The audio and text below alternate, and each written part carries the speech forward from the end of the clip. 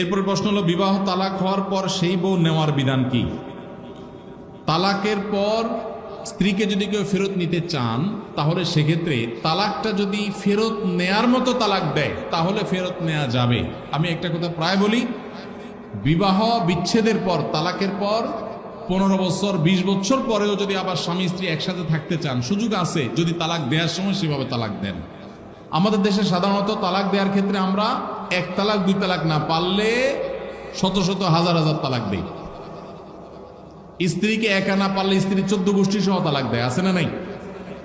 এগুলা বিভ্রান্তি। যারা বিবাহ করেছেন তাদেরকে বলছি, আর যারা বিবাহ করবেন তাদেরকেও বলছি, খবরদার, দাম্পত্য জীবনে স্বামী স্ত্রীর মধ্যে যত বোঝাপড়ার গরমিল হোক, যত গন্ডগোল ফাসাদ হোক, কখনো রাগ উঠলো আর তালাক ঝেড়ে দিলেন, এই কাজটা কখনো করবেন না।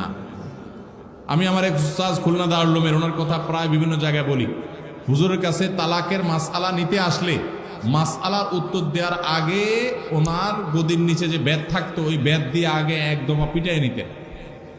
সে কোনো অফিসার, সে কোনো ব্যবসা প্রতিষ্ঠানের মালিক এসব দেখা দেখি নেই। তালাকের মাসআলা কোনো পুরুষ লোক জানতে আসছে, এই মাসআলার উত্তর দেওয়ার আগে উনি বেতটা বের করে শরীরে যত জোর আছে জোর দিয়ে 4-5টা বাড়ি আগে মারতেন, এরপরে বেতটা রাইখা বলতেন, এবার বলো মাসআলা কি।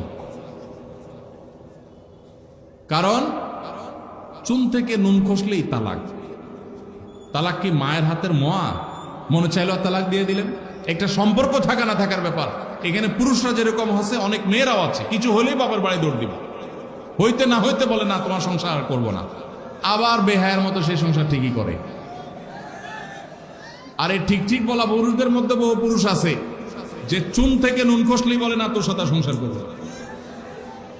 এই ছোট লোকই সবাই করবেন? যুবক ভাইরা যারা আছেন, খবরদার, দাম্পত্য জীবনের প্রথম দিনগুলো, প্রথম বছরগুলো অনেক কষ্টে যায়, বনিবনা হতে চায় না। স্বামী স্ত্রীর মধ্যে নানান বিষয় কেওয়াজ লাগে, মায়ের কারণে, বোনের কারণে, ননদের কারণে, শাশুড়ির কারণে, বাইরের লোকের কারণে নানান ভুল বোঝাবুঝি তৈরি হয়। দিন যত অতিবাহিত হতে থাকবে, যত পারিবারিক জীবনটা সামনে এগোতে থাকবে, লাস্টিং করতে থাকবে, সন্তান বড় হতে থাকবে, ইনশাল্লাহ দেখবেন এগুলো সব হারায় যাবে। যারা ধৈর্যশীল তারা সবর করে, যারা অধৈর্যশীল তারা আগে ভাগে রাস্তা দুই দিক করে ফেলে।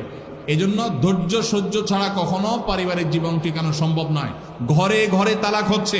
আমি তালাক নিয়ে একটা লিফলেট তৈরি করছি, ইনশাল্লাহ সেটা অচিরেই হাজার হাজার মানুষের কাছে আমরা পৌঁছায় দিব যে বিবাহের আগে তালাক সম্পর্কে সতর্ক হন। বেশিরভাগ মানুষ তালাক দিয়ে এসে এরপরে চোখের পানি ফেলে, এসে বলে হুজুর দিয়ে ফেলেছি, এখন কি করব। আপনি যদি 3টা তালাক দিয়ে শেষ করে থাকেন